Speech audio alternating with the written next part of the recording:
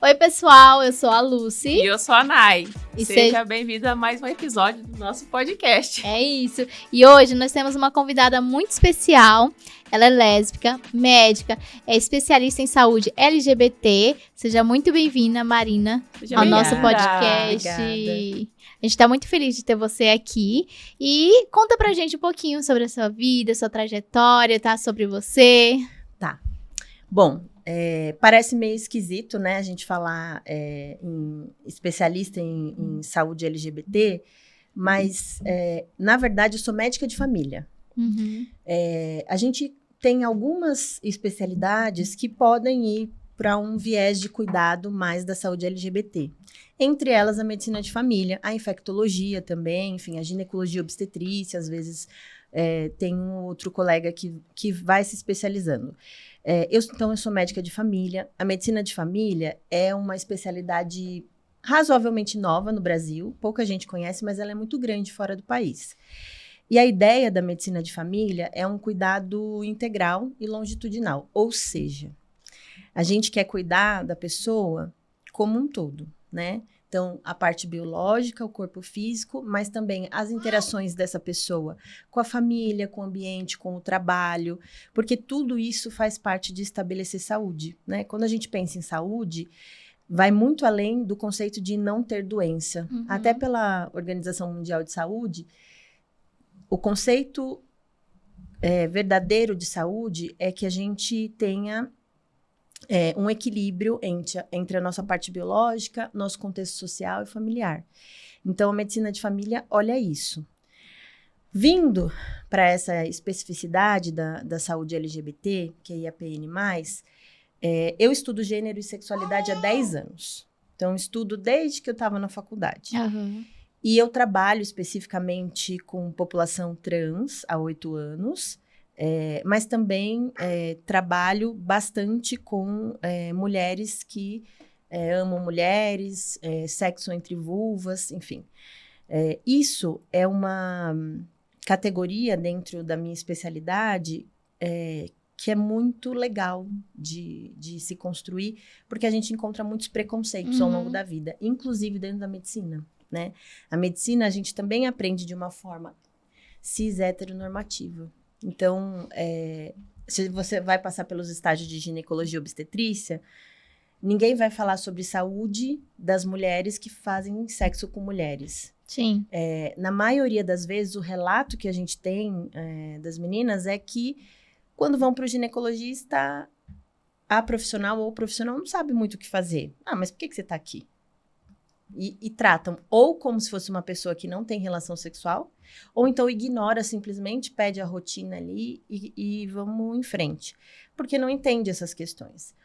Uma parte muito importante da saúde da população LGBT é a questão de saúde mental. Então, conhecer os universos, pensar sobre gênero e sexualidade numa sociedade que é tudo muito fechado, muito quadradinho, é importante, porque às vezes chega alguém no consultório com diversas dores, diversas necessidades de cuidado, e a pessoa não encontra o porquê, o motivo. E, na verdade, é porque ela sofre diversos preconceitos ao longo da vida, né? E aí, saber lidar e ajudar essa pessoa a entender que aquilo é externo, que não é um problema dela, que ela não está fazendo nada de errado, isso é uma virada de chave muito importante. Enquanto profissional, é muito legal de fazer esse caminho. Porque você vê as pessoas, de fato, melhorando, né? E aí, isso é muito legal. E tem os outros acompanhamentos, por exemplo. Vocês têm a Sarinha. Então, é muito legal você poder chegar no consultório médico e encontrar duas mães e a bebê, e aí ela vai crescendo e vai encontrando outras famílias diversas ali naquele lugar, quando ela vai para uma consultinha, e vai entendendo desde pequena que o universo dela é absolutamente normal e saudável, né? Então, isso é muito legal de ver. Sim, e muito verdade. legal de estar, né? Eu quis justamente ir para essa área porque eu queria ser agente dentro dessa produção de saúde e bem-estar. Quanto tempo você trabalha na área? Eu comecei, não sei se vocês sabem, mas a maior parte não, todas as faculdades de medicina do Brasil, nenhuma tem nenhuma disciplina, nada relacionado à saúde da população LGBT. Embora seja uma política pública. Nós temos o país, o SUS, tem uma política pública em saúde, a gente tem várias políticas, né? Então, a gente tem diversos recortes. A gente tem uma política para a saúde da população LGBTQIAPN+, mas a gente não tem isso nos currículos médicos. Então, quando a gente passa a estudar, a gente acaba, muitas vezes, sendo algo de fora para dentro. Uhum. Os estudantes vão empurrando para dentro da universidade, com congresso, com grupos de estudo, trazendo pessoas de fora para falar. O meu movimento foi assim, né? Nós tínhamos um coletivo LGBT, depois a gente criou um coletivo feminista, e aí passamos a discutir sobre isso, trazer professores de fora, trazer pessoas que estudavam na área, e aí a gente criou uma semana de gênero e sexualidade na faculdade, que existe até hoje. Então, durante a graduação, eu já comecei a estudar. Quando eu fui médico, geralmente, o caminho mais linear você faz a faculdade, aí você faz uma residência médica, e depois, ao longo da vida, você pode ir fazendo diversas outras especializações. Então, eu fiz esse processo, aí eu fiz um curso de pós-graduação na Unicamp com hormonização para pessoas trans, então uma parte endocrinológica, e aí fiz cursos de sexualidade, enfim. Mas, de fato, quando a gente pensa na medicina de família, que todo mundo conhece mais como aquele médico do posto de saúde, e é isso mesmo, nem todo mundo que está no posto de saúde é médico de família, mas o médico de família é aquele médico do posto. Você atende naturalmente essas pessoas, né?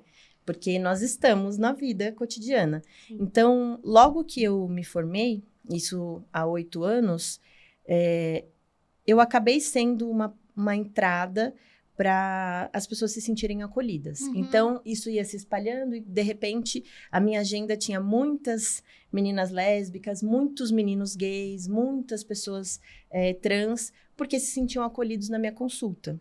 E aí, eu montei já 4 ambulatórios trans em cidades diferentes, ajudei nesse processo, né, de montar, e fui a médica principal nesses municípios, dentro do SUS. E montei muitos grupos de discussão e conversa e acolhimento. E uma outra coisa que eu gosto de fazer e que é super importante são grupos de acolhimento com as famílias das pessoas LGBTs e também segmento dessas famílias. Então, justamente abrir o diálogo, né, onde existe algum tipo de não aceitação, mas tem um potencial para que isso exista, tem sofrimento, né, para esses pais, tios, avós. Então, a gente também faz esse trabalho de quase que informação, de ir mostrando os caminhos e bases teóricas também, mas de uma forma mais leve, para que a pessoa veja que aquilo é natural, que não precisa ter esse sofrimento tão profundo, porque seu filho, seu sobrinho, seu neto, sua neta, são pessoas com todo o potencial do mundo, assim como qualquer pessoa, e que não tem nada de errado na prática e na identidade de gênero, na afetividade, enfim, não existe nada de errado. Aliás, o ser humano é, por natureza, muito diverso, né? A gente acaba encaixando muita gente em muitas caixinhas, mas nós somos uma diversidade. E uma pessoa LGBT, ela não pode ser marcada só pela sua sexualidade ou pela sua identidade de gênero, né? A gente é tanta coisa. E também LGBT. Mas, sei lá, eu sou médica, eu gosto de música, eu gosto de dança, eu invento um monte de artesanato, eu gosto de me comunicar com as pessoas, eu gosto do ser humano. Eu sou tudo isso. E também sou uma pessoa LGBT. Então, tentar a gente quebrar isso também, né? Não é... Ser LGBT não é a única coisa que nos define. É uma característica importante, mas não é a única característica que a gente tem. E a gente tem muito para contribuir na sociedade, né? Sim. E quando você, assim, decidiu que queria ser médico da família, assim? Eu prestei GO primeiro. E aí eu fui fazer GO, ginecologia e obstetrícia, porque eu tinha um trabalho muito grande já em relação a mulheres vítimas de violência sexual. Então, vocês veem que eu sempre vou trabalhando com públicos que quase ninguém quer trabalhar. Sim. E aí, Ainda bem, né? Ainda bem que é você. E aí eu pensei, vou fazer ginecologia obstetrícia. Mas depois, percebendo algumas coisas, eu gosto de áreas muito amplas, porque eu gosto realmente de ser um suporte como um todo para a pessoa. E eu fui entendendo isso. E aí eu saí da GO e fui fazer medicina de família. Porque na medicina de família, eu adoro cardiologia, por exemplo.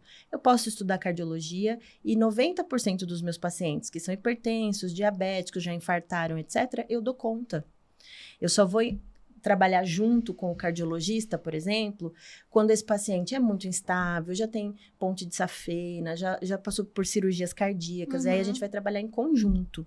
Mas se são quadros que eu consigo estabilizar sozinha, então ele fica só com o médico de família. Eu gosto muito de psiquiatria, então eu posso me aprofundar dentro da psiquiatria também, porque a medicina de família ela permite isso, né? Quando você vai fazer a residência, você passa por todas as áreas, né? Então, a gente tem um bom manejo de saúde mental, a gente tem um bom manejo de 80 e poucos por cento, quase 90% das condições gerais de saúde que a população, no geral, vai precisar. E aí, a gente também trabalha em conjunto com as especialidades focais. Então, por exemplo, às vezes eu tenho um paciente que ele está comigo, está com o cardiologista, com o nefrologista, com o endócrino, porque tem questões que são múltiplas e graves, né? Então, eu vou fazer o manejo no dia a dia, porque essa pessoa vai ver mais o médico de família do que o cardiologista. Mas também, se eu mudar alguma coisa, se eu ver que ele piorou em algum estágio, eu tive que mudar alguma medicação, eu mesma vou falar com esse cardiologista. Então, eu faço a ponte também do paciente com as outras especialidades. Essa é a ideia da medicina de família. Você está próximo do paciente e ele, de fato, te acionar quando ele precisa. E aí, foi por isso, porque eu gostava de muitas áreas. Eu fui trabalhar em muitos lugares. Sabe aquela coisa de onde não tinha médico nenhum? Eu fiz muito isso. Eu fui muito para o interior, municípios muito pequenos. Eu fiz o BS rural. Então, eu trabalhei por alguns anos também numa UBS que, na verdade, era uma unidade de saúde da família, que ficava numa comunidade de 800 e poucas pessoas.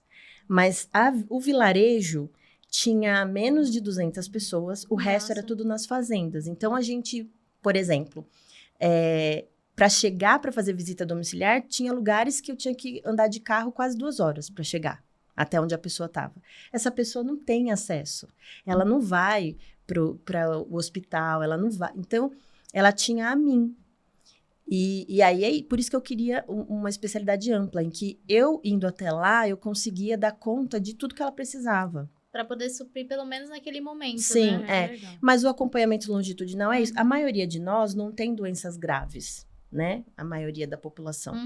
E aí, quando a gente, por exemplo, um pré-natal, eu tinha gestante que ia a cavalo para essa unidade. Nossa. Só que quando ela estava muito avançada, não tinha como ela ir. Então, elas paravam de fazer o pré-natal. E aí, eu comecei a pedir autorização na época e eu fazia o pré-natal na casa, né? A gente tinha um padre na região e ele tinha um galpão que ele fazia uma festa do milho uma vez por ano, que era muito famosa na cidade. E aí, eu pedi para ele o galpão emprestado e a gente fazia os atendimentos em saúde uma vez por semana lá. Então, eu conseguia ver mais gente no meio lá das fazendas, gastando menos tempo. Então, é uma especialidade que você consegue, de fato, dar conta da maioria das necessidades da população. E mesmo nesse vilarejo, que tinha tão poucas pessoas, no primeiro dia que eu cheguei, a equipe falou, a gente precisa muito visitar uma senhora, ela faz hemodiálise, ela tem um monte de problemas de saúde. Quando eu cheguei na casa dela, quem atendeu foi a filha, que era uma mulher trans. Aí eu falei, é isso que eu tenho que fazer mesmo. Nesse vilarejozinho, eu tinha 3 pessoas trans. E aí, que não tinha acesso a cuidado nenhum. Então, aí eu comecei a cuidar dessas pessoas também. Você decidiu se especializar nisso ou não? Como que eu decidi me especializar? Na verdade, é uma história que eu não conto muito, né?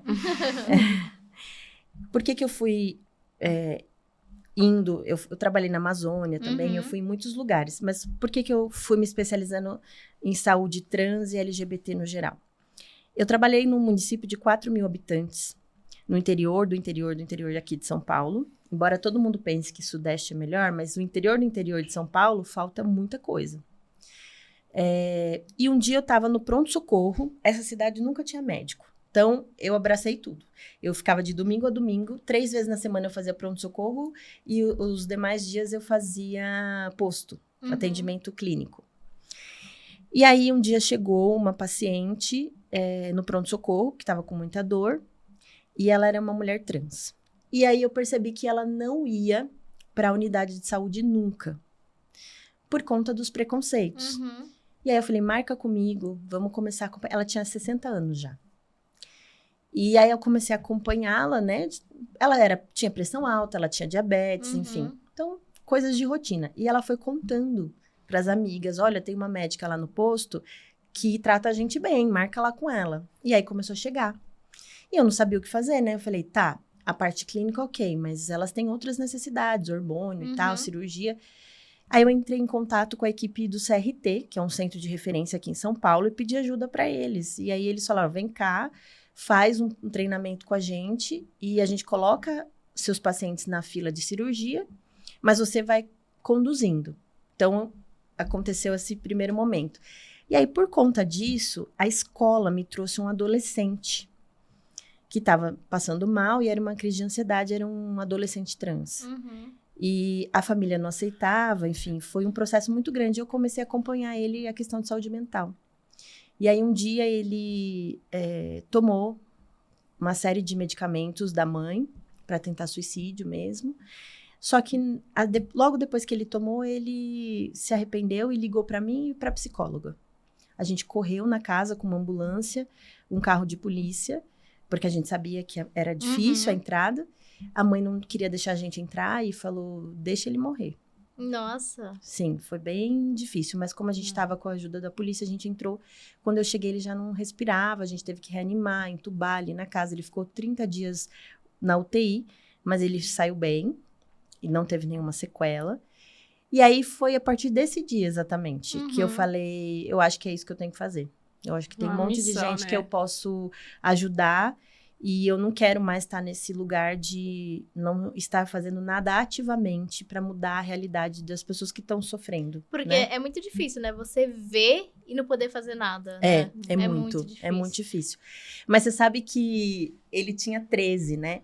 E aí, quando ele fez 18, eu já tinha ajudado a montar o ambulatório regional. E já estava trabalhando no ambulatório regional. Não estava mais nesse município pequenininho. E da DR6 de Bauru. E aí, ele me mandou uma mensagem falando, olha, agora eu fiz 18, eu saí de casa, eu consegui um emprego, ele foi morar com outro familiar que aceitava, e eu já tô com a minha primeira consulta no ambulatório marcado. Nossa. Então, foi muito legal, ele conseguiu se reerguer. Também eu tinha uma amiga trans, e a gente concorreu a um edital, e a gente montou uma casa de acolhimento para pessoas LGBTs. Que legal. Porque aí a gente montou o ambulatório, e as pessoas vinham de várias cidades longe. E não tinha onde ficar para poder voltar para casa no outro dia. E muitas pessoas também eram colocadas para fora de casa. Então, essa casa de acolhimento, ela existe até hoje. E aí ela virou... se existe. Virou um projeto enorme. Eles têm aula de audiovisual. Que bacana. Aí eles se expandiram para a comunidade. Quando eu estava lá, a gente começou a fazer em novembro, por conta do Novembro Negro, a gente começou a fazer um festival de cinema. Para a comunidade, porque a casa ficava num bairro mais pobre. E aí, a gente colocava o telão e ia passando... Assim, a gente tinha exibições com 2.000 pessoas. E esse festival ainda existe. Então, a casa é uma casa de acolhida para pessoas LGBTs, mas tem uma quantidade de vagas específicas reservadas para pessoas trans, né? Por conta do ambulatório que fica em Botucatu. Mas ela tem uma série de atividades educativas e profissionalizantes que são para a comunidade LGBT e para a comunidade ali do bairro. Então, juntou, porque são pessoas LGBTs que estavam querendo acolher pessoas LGBTs, mas também mostrar para a comunidade o quanto a gente pode fazer de coisa boa. Então, as crianças fazem curso lá de audiovisual, bacana. de edição de vídeo, de um monte de coisa. E aí é um projeto muito legal. Você tem noção, assim, de quantas vidas você mudou, assim? Faço a mínima ideia, mas eu sei que a minha mudou completamente.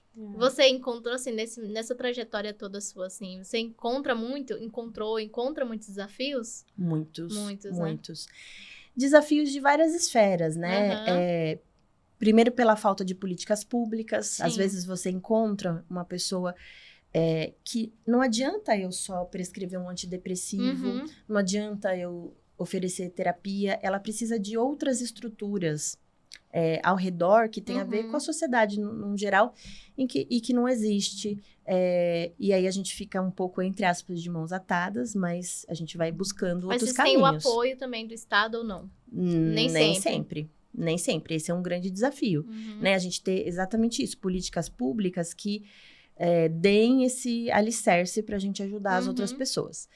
O SUS, ele é um grande guarda-chuva em que a gente tenta articular as políticas públicas e as pessoas procuram diretamente a saúde. Às vezes a questão dela não é uma questão de saúde.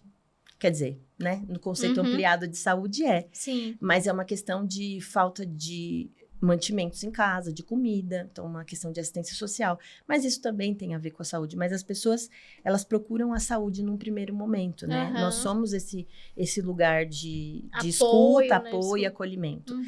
Só que para isso acontecer de fato, o ideal é que as equipes, desde a recepção até o médico ou a médica que vai atender, tenham uma sensibilização para as necessidades da população LGBT.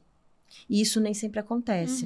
Então, assim, eu tratar um quadro clínico de um humor mais deprimido, de uma ansiedade, de uma pessoa cis, hétero, é diferente de uma pessoa LGBT. Porque, às vezes as pessoas falam, mas todo mundo passa os seus problemas, por que tem que ter coisas específicas? Então, vamos lá, eu sempre dou o mesmo exemplo. Todos nós, todas as pessoas podem ter dificuldades familiares, dificuldades que são relacionadas, mas ao seu núcleo familiar. Ninguém está garantido de nascer numa família super amorosa, afetiva, etc. Ok. Porém, tanto pessoas LGBTs quanto pessoas não LGBTs podem passar por isso. É aleatório. Acontece que, se você é uma pessoa LGBT, você tem uma camada a mais. Você pode passar por isso, que todo mundo pode passar, mas você também você vai passar por diversas situações na sua vida em que você é desvalorizado, desvalorizada, de que a sua qualidade técnica enquanto profissional vai ser questionada. Você acha que para eu ser uma médica de família que fala tudo isso, eu tenho que ser muito boa. Eu tenho que ser muito boa tecnicamente, eu não posso errar. Eu vou estar sempre nesse holofote, né? Quando você... Porque senão vai estar apontando o tempo todo, né? O tempo todo. E isso acontece com todas as pessoas LGBTs. Você tem que mostrar que você é muito bom. Você não pode ser uma pessoa normal. Então, assim, eu tenho que estudar 3 vezes mais, eu tenho que ser 3 vezes mais simpática. Não sei se vocês já passaram por isso, mas assim, quando você fala abertamente, vocês têm um perfil no Instagram que é grande, né? Se alguém te encontrar na rua e você for chato, não é só as meninas, aquele dia, tava correndo, a Sara tava doente, como a Sarinha ficou doente esses dias, preocupação de mãe, que é normal. Aí fala, essa sapatão aí, chata. Não sei o quê. Já vem no imaginário das pessoas. Sim. Então, existe essa carga, existe a cobrança. E muitas vezes essa cobrança se internaliza tanto que a gente duvida da gente, né? Então, a gente não consegue... Com a população trans, isso ainda mais, né? Quantas pessoas trans a gente conhece que se saíram super bem, que são saudáveis socialmente, saudáveis economicamente, são pouquíssimas. Bem pouco mesmo. Bem pouco. E quando tem, aqueles que estão lá no meio mesmo, né? Sim, que já tinha... Conseguiu, né? Tinha uma base Tinha ali. uma base, Então, é a gente entender que os profissionais de saúde, eles precisam estar preparados para quando chegar uma pessoa LGBT e eu não colocar na sacola igual de todo mundo. Assim como uma pessoa negra, assim como... Se eu for trabalhar numa região em que o poder socioeconômico é maior, são outras questões, mas eu sempre trabalhei em áreas muito vulneráveis. Então, às vezes, de fato, eu estava lidando com pessoas em sofrimento porque não tinha comida em casa, porque a mãe estava muito doente, mas precisava trabalhar mesmo assim, trabalhava em locais não registrados, sem direitos trabalhistas. Então, é diferente, né? Essa pessoa tem muitos outros medos, muitas outras inseguranças, muitas outras dores. E se você ignorar e achar que é todo mundo igual, e não olhar a epidemiologia, ou seja, não olhar que, estatisticamente, os estudos mostram que pessoas LGBTs sofrem mais, sim, de ansiedade e depressão, que pessoas que vivem em locais mais marginalizados, com menor acesso à escolaridade, a bens de... Não só bens de casa e etc., mas também cultura e arte, sabe? Que vê muita violência. Essas pessoas estão mais suscetíveis a sofrimentos mentais e algumas patologias clínicas mesmo, né? Então, a qualidade do que se consome enquanto alimento é pior, a qualidade da água muitas vezes é pior. Então, a gente precisa entender que não é uma questão de, eu não concordo, como alguns profissionais. Não é uma questão de concordar. Se você é um profissional da saúde, você fez um juramento social diante de todas as pessoas que estavam ali presentes no dia da sua colação de grau, de que, independente de quem esteja à sua frente, o seu compromisso é com a vida humana. E a vida humana tem especificidades. E se eu me ausento de conhecer essas especificidades, eu não estou tratando adequadamente aquela pessoa que está ali. Então, mas você só pensa nisso? Não, eu estudo pra caramba hipertensão e diabetes, até porque as pessoas LGBTs também podem ter hipertensão e diabetes. Eu estudo pra caramba várias doenças reumatológicas, porque muitas vezes pessoas LGBTs têm outras questões de saúde colocadas em segundo plano, porque todo mundo pensa, é saúde mental, é saúde mental. Como se a gente fosse só saúde mental. A saúde mental nos atravessa, nos afeta, até porque a sociedade nos adoece, mas a gente não é só isso. Então, às vezes, chega uma pessoa LGBT, e aí todo mundo fica, reclama de dor no corpo inteiro. É porque tem transtorno de personalidade, é porque é depressiva. Não, às vezes ela tem uma doença reumatológica, só que ninguém tá olhando, porque só fica ali, pensando na saúde mental. Então, a gente tem que também ser tecnicamente bom em outras áreas, porque nada nos impede, assim como todos os outros corpos nesse planeta, a ter outras doenças. Sim, né? Com certeza. Você queria perguntar, né? Não, pode. Bom, não, eu queria saber, tipo, quais são as principais barreiras, desafios, né, que a gente já falou um pouco. Acho que eu vou até passar aqui para esse próximo aqui, sobre a saúde da população trans, tá? O que foi estudado no mestrado sobre saúde da população trans? Ou isso mostra também? No meu mestrado, especificamente, eu estudei um recorte, um recorte muito específico, que era acesso à saúde. Acesso à saúde e acesso à atenção primária. Então, o médico de família, ele faz o que a gente chama de atenção primária. A saúde é dividido em níveis de complexidade, tá? A atenção primária não é que é um nível menos complexo em relação à qualidade técnica, mas é que não é, entre aspas, um nível emergencial. É um acompanhamento ambulatorial, consultório médico, que você vai lá e marca, tá? E faz o acompanhamento ao longo da vida. Só que o que eu tinha percebido enquanto profissional é que as pessoas trans, também por conta dessa minha paciente que não ia, e aí ela foi chamando outras, que as pessoas trans não iam para o posto de saúde, não iam para consultório médico. É por isso que muitos têm doenças, e eles não têm tratamento, porque às vezes não tem aquele acolhimento e a confiança também, né, de ir até o local. E aí eu fui procurar e não tinha nenhuma pesquisa na área. Então, assim, porque acesso é uma das bases do SUS, é um dos princípios norteadores do SUS, tá? A gente precisa ter acesso. A primeira coisa, não adianta eu ter toda a estrutura se as pessoas não chegam até essa estrutura. Então, acesso é uma temática muito importante dentro do SUS. Muita gente pesquisa acesso, porque às vezes a unidade de saúde está lá. As pessoas não vão. Então, fisicamente ela está ali.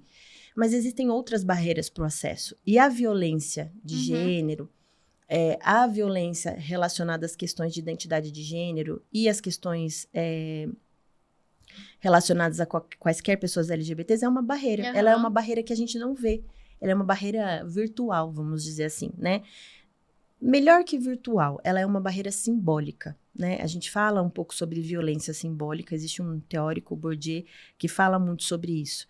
A violência simbólica é aquela que ninguém vê. Você não consegue abrir um boletim de ocorrência e falar assim, olha, eu fui lá e a atendente gritou comigo, me deu um tapa na cara. Não existe. Mas quem sofre essa violência sempre sabe. Então, é aquela coisa que permeia a sociedade no cotidiano, são os olhares, são aquelas percepções no dia a dia que você sente que você não é bem-vindo naquele lugar, mas você não consegue provar, entre aspas. Isso é violência simbólica. Em relação às pessoas trans, existe muita violência simbólica, mas também existe violência de fato concreta. Então, por exemplo, como que foi minha pesquisa? Era uma pesquisa quantitativa e qualitativa. O que a gente fazia? Fizemos questionário para entender o porquê que as pessoas não acessavam as unidades de saúde. E depois a gente selecionou essas pessoas e fez entrevistas semi-estruturadas para depois analisar essas entrevistas. Pasmem, mas a questão mais importante que mais apareceu era o respeito ao nome. Todo mundo acha isso uma bobagem, né? Ah, mas o nome... Gente, isso é importantíssimo. A primeira barreira não física que as pessoas trans têm de acessar os sistemas de saúde, os consultórios médicos, etc., é o não respeito ao seu nome. Nome é algo muito importante pra gente. É o que individualiza a gente. Então, você não respeitar o nome de um indivíduo é a primeira coisa que a pessoa pensa, eu não vou lá, porque vai me chamar pelo outro nome, pelo nome morto, e aí vou levantar eu, uma mulher, sendo chamada por um nome lido socialmente como masculino. E aí todos os olhares daquela sala de espera vão se voltar para ela, né? Quando chega no consultório, o profissional que está lá vai levar um susto. Sim. E a gente, maioria das vezes, as pessoas não sabem ter o jogo de cintura. Só de você ver o profissional que vai cuidar de você levar um susto com a sua presença ali, já dá um bloqueio, já né? dá um bloqueio. Isso é uma violência. Então, uma das questões era essa. O não respeito ao nome com o qual a pessoa se identifica. E isso é lei. Isso já existe dentro do SUS, como uma normativa do SUS, muito antes de virar lei, há muitos anos. Então, mas nem todo mundo conseguiu aplicar ainda. Conseguiu não, né? Nem todo gestor quis efetivamente colocar isso em prática. Depois, uma outra barreira que a gente encontrou é você minimizar todas as esferas dessa pessoa à saúde mental. Então, você achar que porque a pessoa é uma pessoa trans, ela tem uma questão de saúde mental. Isso não é verdade. Eu tenho, assim, eu trabalhando no ambulatório trans da Unifesp, nos outros ambulatórios, eu tenho muitos pacientes, e particulares também. Para vocês terem noção, o município onde eu moro é um município com IDH alto, elevado. Então, a condição socioeconômica das pessoas é elevada. Consequentemente, o que eu observei no ambulatório é que a maioria dos meus pacientes trans tem faculdade. Isso não se encontra em lugar nenhum. Quase 50% deles tem pós-graduação. Quase nenhum deles foi colocado para fora de casa. Quando eu avalio a questão de saúde mental dessas pessoas, é muito diferente. Eu tenho pessoas que são casadas, que namoram, que produzem, são super criativas. Eu tenho, desde professor de educação física, artista, cantor, música, produtor musical, de todas as áreas, produzindo e contribuindo socialmente. Então, não é uma condição sine qua non, não é obrigatório. É trans, tem uma questão de saúde mental. A gente tem pessoas trans incrivelmente saudáveis. É claro que o preconceito sempre pode adoecer, mas aí não é porque a pessoa tem uma condição basal de saúde mental. Agora, qualquer pessoa pode ter depressão, bipolaridade, esquizofrenia, inclusive pessoas trans, na mesma proporção de pessoas cis, né? Então, outra barreira ofertar para essa pessoa no serviço de saúde somente saúde mental, somente psiquiatria, psicologia, quando uma pessoa precisa de muito mais que isso, né? Ou então, quando qualquer pessoa LGBT, e aí não só pessoas trans, chegam no serviço de saúde, a única coisa que se oferta são testes rápidos para IST, infecções sexualmente transmissíveis. E pronto. Esse é um outro preconceito gigantesco, né, que a gente tem. Pessoas LGBTs não são pessoas que necessariamente têm maior risco para infecções sexualmente transmissíveis. A gente não fala mais sobre grupos de pessoas, a gente fala em comportamento. Então, se eu for uma pessoa heterossexual que me relaciono de forma esporádica com outras pessoas sem proteção, seja de preservativo interno ou externo, eu tenho risco. Isso independe se eu sou LGBT, se eu sou cis, se eu sou trans. Isso tem a ver com o tipo de prática sexual que eu estabeleço ali, né? Mas pessoas LGBTs no geral, todo mundo já entra ali, faz um testinho rápido. E assim, isso é até engraçado, porque muitas vezes eu tenho pacientes LGBTs que são mais cuidadosas e têm relacionamentos. Ninguém pensa que uma pessoa LGBT tem relacionamentos longos, uma família estabelecida, sem uma prática sexual de risco. E a gente tem muito. A maior parte. Né? E não é verdade. E ao contrário, pessoas hétero têm práticas sexuais tão de risco quanto, né? Mas os questionamentos são diferentes. Só para pessoas LGBTs, e não é verdade, né? Se a gente, inclusive, vê onde cresce o HIV,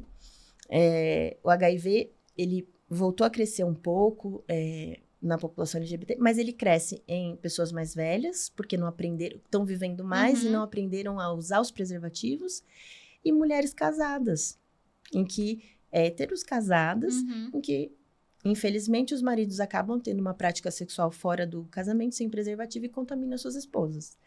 Então, é preconceito, é um preconceito estrutural, né? Tanto dentro da saúde, da medicina, quanto na sociedade. Ô Marina, você que tá bastante tempo, né, nesse meio aí, desde que você começou até agora, você vê que ainda existe muito preconceito, ou você vê que já quebrou um pouco mais essa barreira? Existe, né? Muito preconceito. É claro que a gente tem inúmeras novas iniciativas super positivas. Tem se falado mais da necessidade dos profissionais estarem mais preparados para o acolhimento dessa população. A população, no geral, ainda tem muito preconceito. A nova geração, isso é muito engraçado, porque você fazer o segmento de adolescentes, por exemplo, os nossos adolescentes hoje, eles já chegam com um conceito de fluidez, de identidade de gênero menos arcaica, assim, menos rígida. E eles aceitam melhor os colegas, né? Que tenham ou quaisquer dissidências, seja de sexualidade, seja de gênero, tá? Ou seja, quaisquer quebras de padrão ou da norma que eles encontrem. Então, eles lidam muito melhor. Eu tenho crianças trans. As outras crianças lidam numa boa. Os adolescentes lidam numa boa, são acolhedores, são legais. O problema são os adultos. Então, eu acho que as próximas gerações, elas vão ter um contexto, um cenário muito melhor, muito mais tranquilo. Sim. Porque a gente já chega numa lógica de que o mais importante é o ser humano, né? É aquela pessoa que está ali. Sim. E você vai se identificar, enquanto uma amizade ou qualquer outra coisa, por aquilo que a pessoa vai oferecer, com a conversa legal, os potenciais que ela tem, as coisas boas que ela tem. E não se ela tem uma genitália lida como masculina ou lida como feminina. Até porque, uma coisa que a gente não fala quase nunca, e ainda é uma população muito invisibilizada, a população intersexo, né? Então, para vocês terem uma noção, nós temos uma diversidade de corpos gigantesca. Nós temos uma possibilidade de arranjos entre hormônios, caracteres sexuais masculinos e femininos, externos e internos, diversa, mais de 100 possibilidades. Sabe aquele corpo que a gente aprende na escola? XX, XY? Então, eles não são os únicos corpos possíveis. A gente tem pessoas que são XY na genética, você faz um cariótipo XY, mas essa pessoa só soube que ela é XY porque ela não conseguia engravidar e foi fazer o cariótipo. Porque ela é uma mulher, tem um estereótipo lido como uma mulher cis perfeito. E a gente só entende que ela, em tese, geneticamente não é mulher quando faz o cariótipo. A gente tem... Antigamente se chamava de hermafroditismo isso, né? Hoje a gente não usa mais essa palavra. Mas pessoas que nascem com órgãos internos diferentes do que se esperaria dos órgãos externos, das características externas, e vice-versa. Se a gente juntar todas as possibilidades, a gente tem... Inúmeras, né? Inúmeras. Saiu um livro novo ano passado que está colocando 150 possibilidades. Só que isso é genético, isso é hormonal, isso é desde o nascimento. Então, mais uma vez a gente refuta, não é uma escolha. Os corpos, as afetividades, o gênero, não são uma escolha. Eles são naturais. E a gente já tem isso de forma ancestral. A gente pega históricos, tanto indígenas quanto de comunidades originárias, em que tudo isso já existia e era considerado normal, né? A gente tem hoje no mundo ainda algumas comunidades em que pessoas trans, mulheres trans, são vistas como especiais, como Deus, capazes de abençoar. Na Índia a gente tem algumas...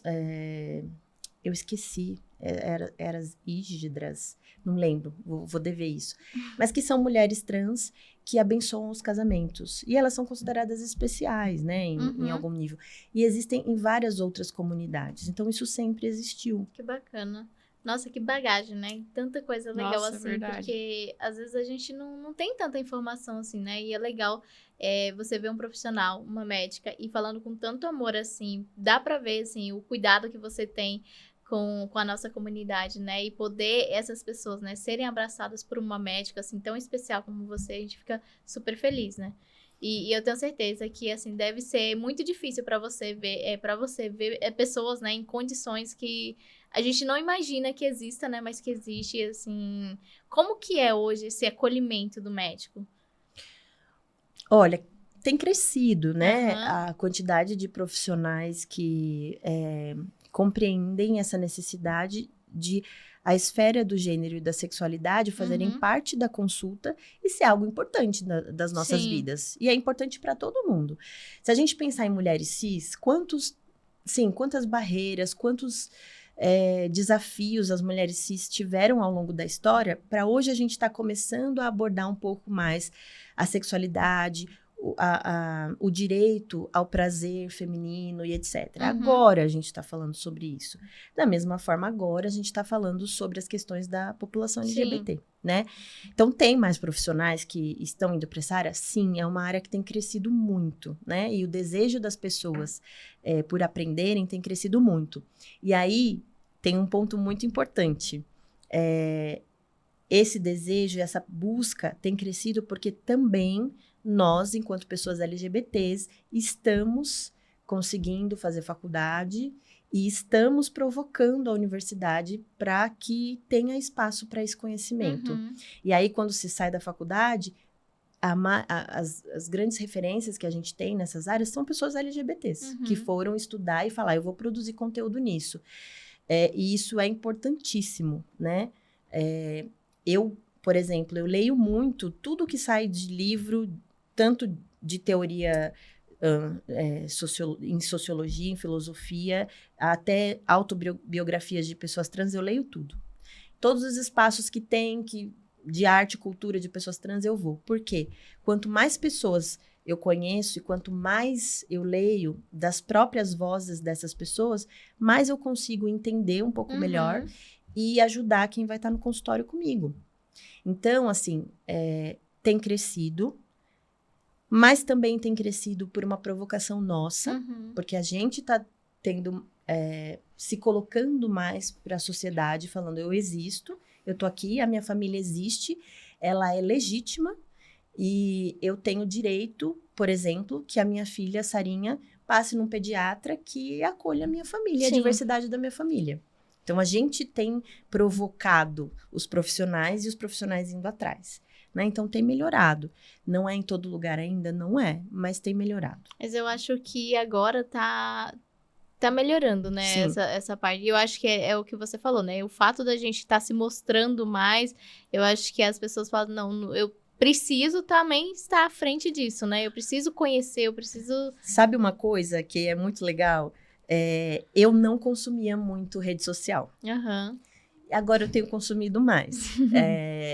Mas nem sempre a minha família soube. Aliás, minha família soube num espaço de tempo, assim, se for pensar, faz pouco tempo. A minha família é uma família que não aceita. Né? Minha mãe ainda tem imensa dificuldade, não aceita a questão da minha sexualidade e do meu relacionamento.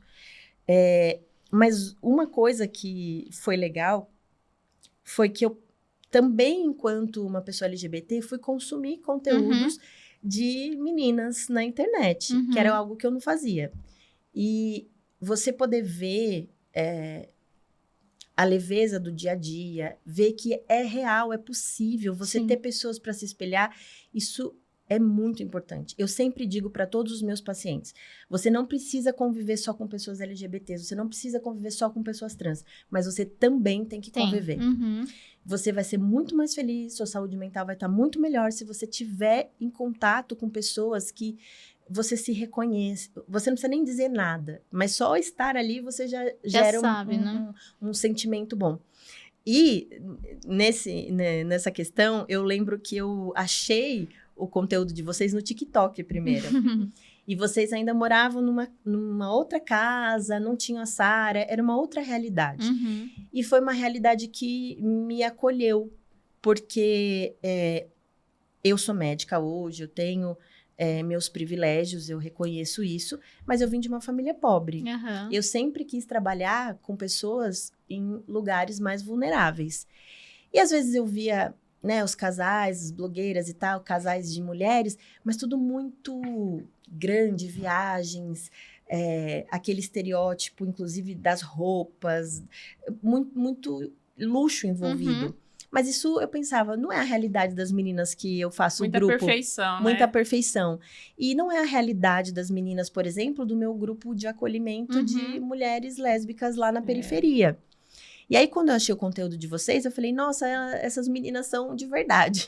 Ai, que legal. É tudo muito real, assim, né? Isso, pra mim, por exemplo, foi muito bom. E eu cheguei a mostrar alguns vídeos e falei nos meus grupos para elas verem o conteúdo de vocês, que é entender que elas poderiam existir independente da condição socioeconômica.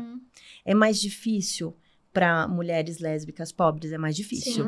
Pode ter certeza. Veio um casal de mães aqui, desculpa te Não, pode cortando, falar. mas elas comentaram sobre isso. E de fato, assim, parece que quanto mais, né, menos condições você tem, mais preconceito você sofre. Mais. O preconceito, ele passa a ser mais explícito. Sim. Quando o dinheiro, a gente tem várias camadas na sociedade. Sim. O dinheiro é uma dessas camadas. Se eu tenho muito dinheiro, eu até vou sofrer preconceitos, mas as pessoas, elas ficam mais quietinhas. E eu consigo transitar naquele meio ali. E eu consigo transitar, porque eu vou lá e eu pago as coisas, entendeu? Agora, se além de tudo, eu não tenho dinheiro, a expressão desse preconceito é mais violento. Sim. Então, você vê um casal de meninas que estavam ali construindo, começou com uma casa normal, não era uma mansão, não era num bairro super chique, que trabalham, que comemoram a primeira coisinha que comprou mais legal, que comemoram a hora que conseguiu ajudar alguém da família, que comemoram nas coisas que são reais, que a maior parte de nós vive isso. Sim. Essa é a realidade da vida, né? E aí, a hora que você coloca isso na internet e outras pessoas podem ver, ela fala, poxa... É possível. É possível. Existe gente igual a mim, então...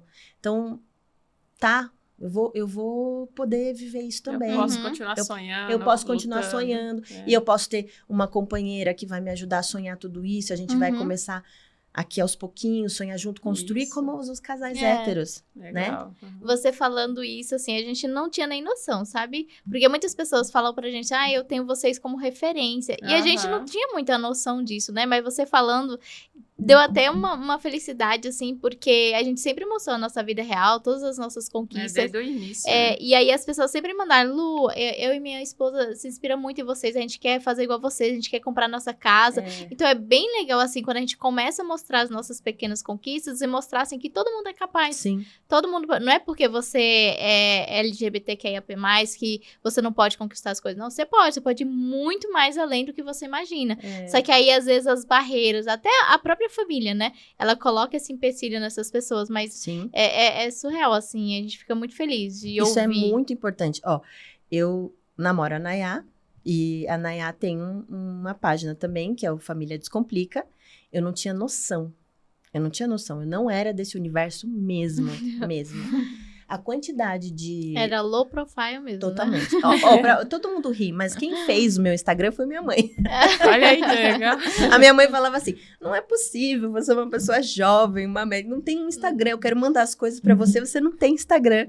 Aí ela fez o meu Instagram. E, inclusive, quando a gente começou a conversar e tal, antes de namorar, eu nem pensei em ir no Instagram dela. Não fuxiquei nada. E ela foi no meu. O meu tinha, acho que 4 fotos, todos dos meus gatos. Eu ia falar do gato, do cachorro. E nem tinha foto minha lá. Depois ela falou, que Instagram é esse? Enfim, mas ela recebe diariamente, vocês também devem receber, uma quantidade de inbox tão grande de meninas e mulheres em sofrimento, porque a família não aceita, ou porque estava num casamento e tem desejo de agora realmente viver, porque entendeu que é uma pessoa LGBT. E aí ela responde todo mundo. E agora ela terceiriza um pouco, eu respondo junto e tal, né? É muito, né? É muito. Precisa de ajuda. E às vezes ela fala, acho que você como médica vai saber ajudar mais. Mas a quantidade é muito grande. Então, a gente tem até pensado em algumas coisas novas para o perfil. Quanto mais informação, quanto mais a gente repetir, é normal, não tem nada de errado com você é normal, você vai conseguir. A sua família não te acolhe agora, infelizmente, é uma pena, é uma tristeza. Eles aprenderam de uma forma errada também, mas você pode ter vínculos afetivos em outras esferas que vão te apoiar para você conseguir levar a vida adiante, né? E que isso é possível. Então, quanto mais a gente repetir isso, quanto mais a gente falar isso para as pessoas, mais claro fica e mais forte isso fica em cada um de nós, né? A gente foi num evento agora, a Nayá fala muito de religião não, né? De espiritualidade, Deus, etc. Que não é uma questão, para mim, importante nesse momento, porque minha família é muito religiosa, eu cresci numa religião, e isso é difícil para mim. Então, eu tô naquela fase assim, não quero pensar nisso agora, deixa pra lá. Mas a Nayá, para ela, isso é muito importante. Então, a gente foi num evento justamente sobre LGBT e fé, que o Fundo Positivo, que é uma ONG importantíssima de apoio a pessoas com HIV, foi no Rio, e foram as diversas religiões. Então, a gente discutiu coisas tão importantes, entre elas, as terapias de conversão, né? Que é você pegar uma pessoa LGBT e usar de estratégias para tentar fazê-la deixar de ser LGBT. Se converter, né? E aí a gente chegou numa conclusão de que além de... Tem processos ativos, profissionais da saúde que fazem isso, etc. Mas todas essas barreiras que a gente tem no dia a dia são tentativas de conversão, né? De falar pra gente, não pode ser assim. Se você for assim, você não vai participar do Natal. Você não vai ser bem-vindo. Então, você vai ser olhado no trabalho. Mas a gente entender que tudo isso não é sobre nós, é sobre os outros, e que tudo isso é uma tentativa real de colocar a gente numa caixinha que não é a nossa, facilita muito. Porque aí a hora que vem a violência, eu penso, não é sobre mim. Eu não fiz nada de errado. Eu sou uma pessoa que tô fazendo bem, tô seguindo a minha vida. Então, isso tem a ver com outras esferas que eu não consigo mudar agora, mas isso não vai ficar dentro do meu coração. Eu vou seguir em frente, né? Então, informação, conhecimento em todas as áreas. Em área científica, estudos científicos, a área da fé, o cotidiano, que é uma coisa que vocês mostram. Tudo isso é muito importante para mostrar que a gente tem todas as esferas e que tá tudo bem. Não tem nada de errado. A gente tá tendo aula aqui, sabia? Não, eu tô aqui de verdade, tipo ela. assim, eu não tenho nem o que falar muito, porque, tipo assim, você traz tanta coisa boa, assim, você fala, igual eu falei, né, você fala com tanto amor que deixa a gente, assim, muito calmo, só ficar ouvindo. ouvindo, assim, que a só gente tá aqui assim, paralisado, assim, meio que a gente Tanta tá coisa tendo legal. uma aula aqui, e De a verdade, galera assim, também, tá sendo é muito incrível. gratificante ter recebido você. Assim, eu falei que não sou das redes sociais, né? Não tenho... Mas agora a gente vai ter que deixar seu Instagram para as pessoas Então, E aí, conhecer. eu não falo em podcast, essas coisas, mas eu acabo entendendo que é um espaço importante, vocês Sim. têm muito engajamento. Tomara que mais e mais pessoas consigam chegar ao perfil e ouvir e ver a realidade da vida, a naturalidade da vida de vocês. Talvez ouvir um pedacinho desse podcast e servir para alguém, acolher alguém, a entender que não existe nada de errado. Nós somos pessoas e a nossa natureza é normal. Sim. Tá? E aí, quem quiser seguir, então, segue o Descomplica. A Nayá tem o Família Descomplica, que é a minha namorada, né? Que inclusive ela já veio aqui no podcast. E aí, a gente fez o Descomplica Trans. Que tá começando, enfim. E aí, a minha tentativa no Descomplica Trans é, de fato, mesclar uma parte científica com a naturalidade da vida. Então, eu tenho tentado colocar iniciativas, histórias até dos meus pacientes mesmo, arte e cultura produzidos por pessoas trans, tentar trazer as diversas angústias de uma outra forma, trazer outra base para que a gente consiga quebrar esses sofrimentos. E, claro, ir colocando algumas coisas que são mais práticas, né? Então, assim, hormonização, o processo dentro do SUS, fora do SUS, como retificar o nome, etc. Mas nesse caminho aí dos dois perfis, a gente acaba falando sobre LGBTs no geral, né? E eu acabo, às vezes, dando uns pitacos no conteúdo da Nayá também. E, enfim, então vai encontrar sobre LGBT nos dois lugares, né? Ah, mas é importante, a gente deixa o arroba aqui até para as pessoas conhecerem, para quem, às vezes, alguém tem um amigo, né? Sim, então, assim, é um familiar. Sim. É isso que a gente tem percebido. A gente não sabia, por exemplo, que dentro do Família Descomplica tinham pessoas trans.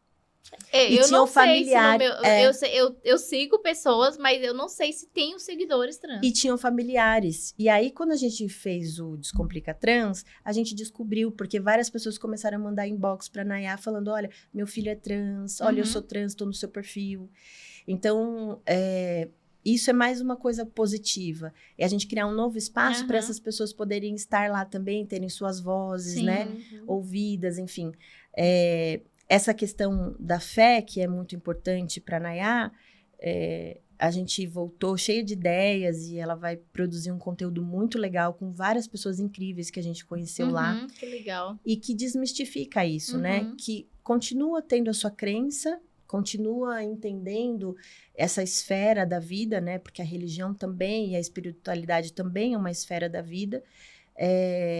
E olha, ela vai conversar com outras... Tinha judeu, tinha religiões de matriz africanas, espírita, várias vertentes dentro das igrejas evangélicas. E a gente descobriu coisas que eu nunca soube. Eu mesma aprendi muito, né? E da visão ancestral dessas religiões. E eles estão resgatando tudo isso. É muito legal. É muito legal. Porque vai acolher muita gente também. Sim, com certeza. E, por favor, poste mais lá no seu perfil. Não, a gente vai agora... começa postando, sabe? Porque eu tenho certeza que vai atrair pessoas que realmente, assim, estão precisando. Vai ajudar e confortar muitas pessoas. Porque às vezes, assim, o nosso conteúdo é bem diferente do seu conteúdo. Sim. Então, tipo assim, eu acho que faz falta, talvez, no nosso meio, assim, ter médico, assim, pra falar abertamente sobre isso, né? Eu tô aos poucos, porque eu não sei muito fazer isso, né? Ah, não, mas é do seu jeitinho mesmo que as pessoas vão gostar. A gente quer isso, né? A Nayá vai ser sua cameraman. Você só fala, só dá aula, igual tá dando aqui pra gente, né? Ô, Marina, eu ia te fazer uma pergunta que eu acho que é super importante, né? A importância de exames preventivos e check-ups, né? Pra população trans e também né, no geral. Exames. A gente tem alguma especificidade dentro da comunidade LGBT? De novo, vai ter que ser individualizado. Tem que ver como é a prática de cada um e etc. A população trans, a gente tem a questão do hormônio, mas, no geral, os rastreios vão ser semelhantes aos rastreios da população cis. Então, por exemplo, uma menina trans, ou seja, quando a gente fala é uma mulher trans, é porque é uma mulher que, ao nascimento, foi lida como um menino, mas ela se identifica como mulher. Então, é uma mulher trans. Sempre quando a gente usa essa nomenclatura, é o que ela fala, o que ela diz sobre si mesma. Então, eu sou uma mulher, independente do que disseram de mim antes. Então, uma mulher trans. Ela vai usar hormônios e ela vai desenvolver, por exemplo, mama. Então, eu vou ter que olhar qual é o histórico familiar desta mulher em relação a câncer de mama na família dela. Não tem o histórico. Ela vai fazer um rastreio igual o das mulheres cis. Vai fazer mamografia, ultrassom, igual. Câncer de próstata. Essa mulher também eu vou ter que ter um olhar para isso. Vou ter que saber o histórico familiar dela em relação ao câncer de próstata e aí estabelecer se vou fazer rastreio, a partir de que idade, etc. Normalmente. As questões cardiovasculares, a mesma coisa. O hormônio, ele aumenta um pouco algumas questões de risco cardiovascular. Eu vou ver a história dessa pessoa, a história familiar, como está, né, o controle dela em relação ao colesterol, diabetes, igual, tá? A gente pensa em algumas questões, por exemplo, uma mulher que se relaciona com outras vulvas, seja mulheres ou seja homens trans. Tem algum tipo de prática sexual com penetração? Tem. Então, vai fazer o preventivo, que a gente chama popularmente de preventivo, mas o Papa Nicolau, colher ali o material do colo uterino normalmente. Nunca teve nenhum tipo de prática com penetração. Não vai fazer. Isso é um problemão. Porque eu já tive várias mulheres que passaram por mim, que chegaram para fazer exame ginecológico, ultrassom transvaginal e não poderiam ter feito. E aí sofreram bastante no exame, porque nunca tinha tido nenhuma prática sexual com penetração. Isso é um problema, porque as pessoas não perguntam sobre a sexualidade, só pedem ali, e essa mulher sofreu uma violência sexual. Isso é muito importante, né? Eu lembro quando a gente foi fazer os exames, né, Nay? Tipo assim, o nosso médico, ele chegou pra Nay, conversou, perguntou se tudo bem, né? Porque ela tinha que fazer pra gente poder fazer os exames, pra coleta. E assim, é super. Você falando isso, o quão é importante isso, e na hora, às vezes, você nem percebe, né? Mas ele chegou, né? Ela perguntou se tava tudo bem, né, Nay? O profissional da saúde tem que se atentar. Sim. Ele não pode ignorar. É uma mulher. Então, com certeza ela já teve relação penetrativa e pronto. Sabe uma coisa que acontece muito? Já aconteceu comigo isso As meninas lésbicas vão muito pouco ao ginecologista ou ao médico de família para tratar dessas questões, por conta desses preconceitos, tá? A gente pode ter infecções sexualmente transmissíveis? Pode. A chance, a probabilidade é menor, mas não é zero. Tá? E outra, existem algumas condições de corrimento vaginal que não tem a ver com a prática sexual e que todas nós podemos ter, tá? Tem a ver com uma alteração do pH vaginal, você pode ter uma vaginose bacteriana, você pode ter uma candidíase. Tem outras formas de coletar o material para eu ver? Tem. Nunca tive relação penetrativa. Eu posso coletar um pouco desse material para ver realmente qual é o micro-organismo que tá ali? Posso, eu tenho outras formas de coletar. Só porque nunca teve relação penetrativa. Tem uma dor gigantesca no período pré-menstrual, uma cólica, sente náusea, parece que vai desmaiar. Mas não posso fazer o transvaginal, não tenho o que fazer, porque eu não consigo diagnosticar. Consegue? Você vai pedir uma ressonância de pelve. Então, mulheres que nunca tiveram nenhuma prática sexual penetrativa vão fazer ressonância magnética com preparo intestinal. Porque não é porque você é uma mulher lésbica que você não pode ter endometriose, que você não pode ter mioma. Você pode ter tudo isso. Então, o ultrassom transvaginal, ele não tem que ser uma limitação. A prática sexual dela não permite fazer, e não vai fazer mesmo, porque vai ser muito doloroso, é uma violência sexual. Não, se você não tem prática sexual penetrativa, não vai fazer ultrassom transvaginal. Mas você vai continuar tendo que cuidar dessa mulher. Então, a gente vai pedir uma ressonância de pelve. E a gente vai, assim como a gente faz com meninas cis, adolescentezinhas que não iniciaram a vida sexual e que têm essas queixas. A gente pede uma ressonância. Ponto. Mas chegam muitas meninas no meu consultório com anos e anos de sofrimento. Ah, mas aqui eu não posso fazer o transvaginal. Ah, mas eu não posso fazer... Eu já ouvi diversas histórias terríveis de profissionais dizendo coisas ruins, inclusive, para elas. Não pode? Tá bom. Então, vou fazer essa ressonância e a gente vai descobrir o que está acontecendo. Então, a gente não colocar a prática sexual das pessoas como um limitante para o meu diagnóstico. Porque isso é uma falha técnica. É uma falha do profissional, na verdade. Existem outras formas e, ainda que não existisse a endometriose, às vezes a gente não encontra achados no exame de imagem, dependendo da fase em que ela está. Mas se toda a clínica for de endometriose, o que a gente tem de indicativo é tratar. Então, as mulheres lésbicas também são negligenciadas nesse sentido. Ah, não posso fazer ultrassom transvaginal, então não trato nada. E aí você deixa essa mulher com dor, com sangramentos muito volumosos, fazendo anemia, atrapalhando a vida dela. Por quê? Porque ela não pode fazer um ultrassom transvaginal?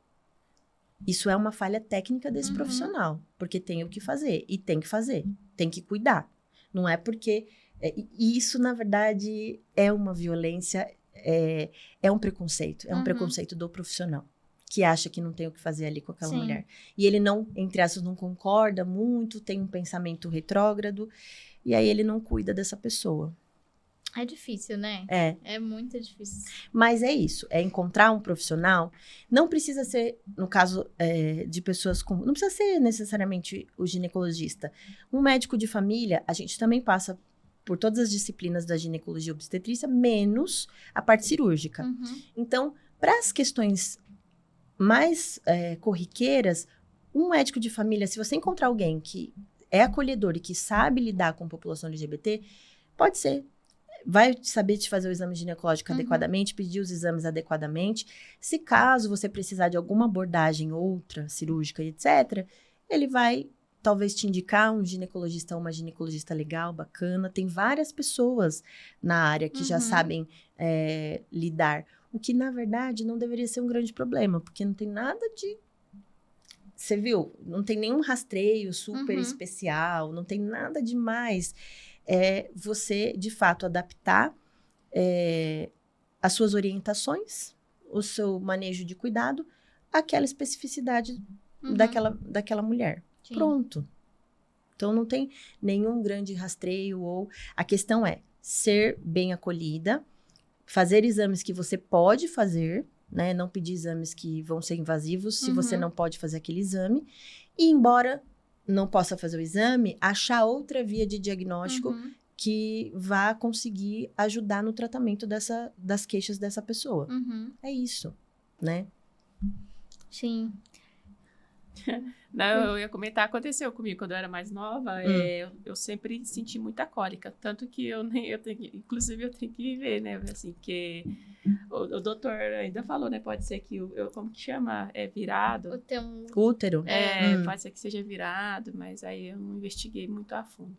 Aí eu fui no médico, né, lá na cidade onde eu morava, ela me passou esse exame aí Aí eu não fiz, não. Ó, se vocês colocarem uma enquete lá, na página, no perfil de vocês, quantas já passaram por alguma situação difícil no ginecologista, ou que foi pedido o ultrassom transvaginal ou o Papa Nicolau, só de rotina, sem poder fazer? Um monte. Um monte. Com certeza. Então, é isso. Não fica com medo. O exame do colo do útero é para que a gente consiga rastrear o câncer do colo do útero. Ele está ligado diretamente, a maior parte, quase 100% dos cânceres de colo uterino, está ligado a um vírus, o HPV, que é transmitido sexualmente, tá? Então, é necessário que, para ter a contaminação do colo do útero, que tenha uma relação penetrativa. Se você não teve, você não vai coletar esse exame, tá? Mas a sua chance de ter câncer do colo do útero também se reduz infinitamente. Então, não se preocupa. Outra coisa, a gente começa a fazer rastreio de câncer do colo do útero aos 25 anos de idade, não é antes. Não é assim, tive uma primeira relação sexual, já tem que coletar, que isso acontece com muita gente. Não, porque é um vírus que demora para modificar as células do colo do útero e desenvolver um câncer. Então, a gente vê qual é a média de idade de início da atividade sexual nas brasileiras. A média é entre 14 e 15 anos. Então, a gente vai... cedo, né? Então, a gente vai colocar o rastreio a partir dos 25. Então, não precisa se preocupar. Se você não teve relação penetrativa, você não vai colher o Papa Nicolau e tá tudo bem. Mas não dá pra... Se você tiver outras queixas, principalmente cólicas, tem muitas meninas lésbicas que não podem fazer ultrassom transvaginal, que sofrem muito de cólica e ninguém faz nada. Não é pra fazer isso, é pra gente tratar. Dor, gente, não é normal. Todo mundo fala, é normal ter cólica. Não, não é normal. A Nai tem uma cólica que é fora do normal. É fora do comum dela. Eu também tenho endometriose. Não é normal. A gente, um pequeno desconforto, uma dor, que você toma um remedinho ou faz uma bolsinha de água quente, melhora? Ok, isso é normal. Mas dores que você não quer sair da cama, que você fica totalmente sem energia, que te incapacita, você toma um remédio, não melhora, você faz bolsa de água quente, não melhora, que você tem, às vezes, sensação de náusea, você tem que parar, se encolher, isso não é normal. Ah, mas é porque é cólica. Não, não é uma cólica normal, tem que tratar, né? Independente se você pode ou não fazer ultrassom transvaginal. O máximo que me passa, aí, tipo, depois, aí eu voltei no médico, né, e falei, né, expliquei tudo, né, que eu não tinha relação e tal. E aí eles me passavam o máximo um raio-x. Aí eu olhava lá, não dava nada. Outra coisa que acontece muito também. O profissional, assim como a gente orienta, sabia? Vem muito adolescente, até pessoas mais velhas, a gente orienta questões de sexualidade e de prática sexual. Se eu sou um profissional que vou atender população LGBT, se eu tenho preconceito com as práticas das pessoas, eu não posso atender. Porque eu vou ser preconceituosa, vou ser violento ou violenta na minha consulta. Tratar de qualquer jeito, né? E não é porque a pessoa é LGBT que ela sabe tudo das práticas sexuais, gente. Então, se a pessoa tem uma dúvida, se ela tem dor na hora da relação, ou se ela não tem queixas de libido, eu vou ter que saber orientar sobre isso também. Porque faz parte do ato médico, faz parte do meu trabalho. E eu não posso considerar, porque as pessoas também acham isso. Ah, é LGBT, já sabe tudo. Só que os LGBTs, no geral, aprendem como se relacionar tanto afetivamente como sexualmente sozinhos ou em caminhos muito ruins, como pornografia, etc. Por quê? Você não aprende na sua casa, ninguém fala com naturalidade, já arranjou uma namoradinha na escola? Quando você começa a entender que você está tendo alguma afetividade para uma pessoa do mesmo gênero que você não chega, conta para sua mãe e pergunta, como é que é? Eu vou dar o primeiro beijo na menina. Não. A gente ou guarda, ou hoje em dia procura na internet, ou fala no máximo se você tiver algum outro amigo LGBT. Então, a gente tem carência de espaços para aprender quando a gente é jovem. E aí, quando vai para a prática sexual, muitas pessoas LGBTs só acham alguma coisa, algum conteúdo na internet e em pornografia. Porque ninguém vai te ensinar, ninguém vai te falar. E você não vai se sentir bem para perguntar. Mas se você tiver um profissional, por exemplo, para conversar, que haja com naturalidade, sabe? Você pode conversar. Pode ser com uma enfermeira, um enfermeiro que saiba do assunto, que é especialista no assunto, um médico, uma médica que saiba. Porque é normal, ninguém nasce sabendo certas coisas. Mas tal coisa não foi boa, mas eu acho que é isso. Gente, eu já tive um casal com 20 anos, assim, de casamento, 2 meninas. E elas quase não tinham relações sexuais mais. Na verdade, elas já não tinham há alguns anos. Porque elas não sabiam exatamente o que... Tinha uma questão da religião, né? Então, elas não sabiam, por exemplo, que poderia existir uma prática entre mulheres também penetrativa, que pode ser bom, é de pessoa para pessoa. que existiam outras coisas, outros estímulos, outras formas de se relacionar. Então, elas foram deixando isso de lado. Quando eu falei a primeira vez, vocês têm alguma prática penetrativa? Elas olharam assim, mas como assim? Não tem como. E aí a gente foi conversar e falar. Elas não conheciam o próprio corpo. Então, assim, não é porque é LGBT que sabe tudo. As violências e as amarras também em relação à sexualidade das mulheres chegam para as mulheres lésbicas também. E a família já não conversa com as mulheres hétero, que dirá com as mulheres lésbicas. Então, isso é super importante. Então, ter um espaço. Acaba muitas vezes que o consultório também é esse espaço, né? Para melhorar o autoconhecimento, o prazer feminino. Porque, inclusive, muitas vezes as próprias mulheres da família também não têm práticas muito legais, porque a mulher é muito deixada de lado nesse aspecto. E aí elas já nem acham muito bom. Você ainda é lésbica, você não vai perguntar para sua mãe, para sua tia, para sua avó. Porque elas não vão nem saber o que falar, né? Então vergonha, menina. É bem isso. Respeita. Você sabe que a Nayá tem uma mentoria? E aí, quando a gente começou a namorar, eu falei, deixa eu ver essa mentoria. E aí, eu gosto muito de dar, eu falo muito, né? Eu gosto de dar aula. É a coisa que eu mais gosto.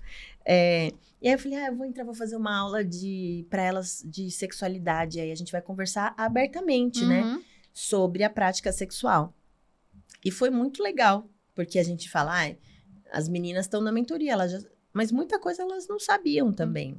A gente não conhece os nossos corpos. Sim. Isso é super importante. Da mesma forma como a gente tem falado mais em relação às mulheres hétero, tem que falar em relação às mulheres LGBTs também, porque ninguém ensina, ninguém fala pra gente. Verdade. Isso é verdade. Um bate-papo muito legal aqui, né? Dá pra ficar o dia inteiro. Nossa, é muita coisa, né? É muita coisa. Muito. Dá pra absorver muita coisa, mas assim, a gente vai deixar o arroba aqui da Marina pra você, do Instagram qual que é mesmo? É o Descomplica Trans, né? Descomplica Trans e o Família Descomplica. Isso, porque daí ela vai começar a fazer bastante vídeos mais explicativos pra vocês, então se vocês tiverem dúvidas... mas se quiser mandar inbox, no direct, lá, pode mandar. Pode mandar no Família também, a Nayá me passa pra ela. Bom, vamos mais agora, Nayá. Vai expandir agora. Vamos de quiz, Nay? Vamos. Pra gente encerrar esse bate-papo muito legal. Verdade. Tá muito bom. E a gente poderia ficar aqui, muita coisa pra aprender, né? Nossa. E eu falo que, tipo assim, nem metade, assim, do que você falou, eu tinha como base, sabe? Porque a gente, de verdade, a gente não conhece muito. E aí a gente vai, assim, ter pessoas como você que fala, que traz isso aqui pra gente, assim, nos aproxima mais ainda, sabe? Porque a gente não tem essas informações o tempo todo. E vive. E a gente não busca Quem também. estuda, todo estudo, toda ciência que é na área humana, a gente vai tentar transformar em algo palpável, em uma teoria, alguma coisa que as pessoas vivem. E olhar para a vida das pessoas e transformar aquilo é muito difícil. Então, a gente erra os nomes, aí a gente entende, depois vai lá e conserta e tal. Mas, na verdade, o que a gente está fazendo é olhar para várias vidas e falar, olha, é isso que atinge, é isso que dói, é isso que mais acontece. Mas quem tá vivendo ali não tem essa noção do todo, né? É por isso que é importante a gente estudar especificamente as áreas. Porque aí, quando você chega com uma dor, pra mim, um problema, eu falo, eu sei. Porque é o que acontece, né? E isso é muito importante. E aí, a gente entender que a gente não necessariamente precisa saber de tudo que uma pessoa que estuda especificamente isso a vida inteira sabe, mas a gente precisa saber de algumas coisas. Aquilo que tira o peso de nós em relação às violências, em relação aos preconceitos. Tudo que tira esse peso é preciso saber. Sim. Vamos. O quiz que a gente separou aqui é verdade ou mito. Né? A gente vai falar uma frase e você vai falar. Pessoas trans precisam de laudo psiquiátrico para iniciar uma hormonioterapia? Não é mito. Isso é verdade? É mito. É mito. É mito. Isso já foi uma exigência da medicina, mas há muitos anos não é mais. Ninguém precisa de relatório algum para iniciar seu processo de hormonização. O SUS oferece atendimento especializado para a população LGBT? Verdade. Verdade. Infelizmente, pode Talvez acontecer não como gostaria, né? que a gente não tenha em todos os lugares ainda, mas o SUS tem uma política nacional e, em tese, todo mundo deveria ter feito e lido a política e saber. Mas oferece, a gente tem centros, inclusive, de cuidado específico, etc., mas pode ser que em alguns municípios muito longe, etc., isso não chegue tanto. Mas você, enquanto uma pessoa que utiliza o SUS, você pode fazer parte do Conselho de Saúde da sua cidade e da sua UBS e cobrar que aquela UBS se adapte à política nacional de saúde da população LGBT. Isso é muito importante. Olha aí. É verdade ou mito que os homossexuais e bissexuais têm mais chance de desenvolver problemas de saúde mental? É verdade, tá? A gente sabe que... Só que a gente tem que tomar cuidado com o preconceito aqui de novo. A gente sabe que a população LGBT, no geral, tem um risco aumentado para sofrimento mental. Mas não porque a pessoa é LGBT, mas porque ela sofre violência. Sim. É o contrário, tá? A causa do sofrimento mental é a violência, e não o contrário. Eu ser LGBT, já nasci com uma questão de saúde mental. Tá? Pessoas LGBT precisam fazer exames preventivos diferente das pessoas cis e heterossexuais? Mito. Mito. Esqueci a palavra. É mito. Não são precisa. exames diferentes, gente, tá? Médicos não podem recusar atendimento com base na identidade de gênero ou orientação sexual do paciente? Verdade. A gente não pode de jeito nenhum. Isso daí tá muito fora do que você prega quando, né? Que fez o juramento, então a pessoa tem. Mas, de fato, isso é ilegal mesmo, né? Mas... Sabe aquela coisa de, os ditames da consciência e etc? Isso tem a ver com algumas questões específicas. Ninguém pode falar, eu não vou atender uma pessoa LGBT porque vai contra a minha crença, etc. De jeito nenhum. Você não pode. E, inclusive, não pode tanto por uma questão de ética em relação à profissão, quanto por lei. No Brasil, homofobia é crime. E isso é um ato homofóbico. Então, não pode. Tá. Terapias de conversão, que é a famosa cura gay, né? Ainda são permitidas no Brasil? Não são permitidas, é ilegal, mas existe. Bastante. Principalmente nas igrejas, né? Olha, eu não tinha noção, eu sei que existe, mas eu não tinha noção da perversidade. Eu conheci nesse encontro que a gente foi, um rapaz que ele acabou se tornando psicólogo e tá estudando na área. Ele ficou 9 anos fora de casa, 6 anos morando numa comunidade, depois 3 anos na outra, afastado da família e tudo mais, só para tentar ser uma pessoa heterossexual. E tinha uma senhora também, hoje já é uma senhora, mas que passou por diversas comunidades de terapia de conversão. Então, assim, a gente sabe que existe, é ilegal, o profissional ele pode ser criminalizado, e é importante que tenham iniciativas para, de fato, tornar as estratégias de combater oficialmente esses lugares de terapia de conversão. Uma das coisas que esse encontro fez foi construir um documento com algumas diretrizes e ideias para combater isso. Tá. Pessoas trans podem doar sangue no Brasil sem restrições? Não. Isso é mito, né? Infelizmente, se você, enquanto uma pessoa LGBT, disser que é LGBT, você vai encontrar algumas dificuldades ainda. Isso tinha caído por terra em alguns estados que já começaram a aceitar, mas não é em todo lugar. Então, dependendo do banco de sangue que você for, porque existem diversos preconceitos e a prática sexual é um deles. E aí se coloca como um sangue de risco. Até mesmo não sendo, né, homossexual, tem até um certo, né, preconceito assim, porque depende do tipo de sangue, do tipo sanguíneo. Tem várias coisas, por exemplo, o que a gente considera como uma pessoa, é péssima essa palavra, promíscua, né, para medicina. Então, se você teve acho que 3 ou mais parceiros no ano, ou a cada 6 meses e tal, você já é uma pessoa promíscua, já não poderia doar sangue. Assim, já não é algo factível, né? Isso são divisões muito preconceituosas e antigas mesmo, né? E também não garante que se você tem, entre aspas, um casamento, uma relação só com uma única pessoa, que você não vai estar em risco. Como eu já disse, o HIV cresce bastante entre mulheres casadas de muito tempo, né? Bom, e todo o sangue vai ser testado. O ponto é esse, todo o sangue vai ser testado. Então, não tem porquê. Sim. Bom, e para encerrar, né, a gente queria agradecer muito, né, a sua presença aqui. E se você puder deixar algum recado para os nossos ouvintes, os seguidores da Nayá, né? Mensagem especial. Eu acho que a minha principal mensagem, que é o que eu digo sempre, sempre, sempre, é preciso encontrar lugares de acolhimento. Vocês precisam conviver com pessoas LGBTs. E vocês precisam criar mecanismos de fortalecer cada dia mais o pensamento, até se tornar, de fato, algo muito natural. De que não é errado ser LGBT. É normal. E que não tem nenhuma barreira que a gente não possa transpassar. E que o acolhimento que às vezes não vem da família, a gente pode encontrar em outros lugares.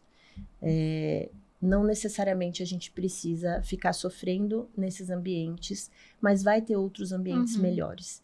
Então entender que não existe nada de errado em ser LGBT, é absolutamente natural, e que a gente pode chegar onde a gente quer. É isso.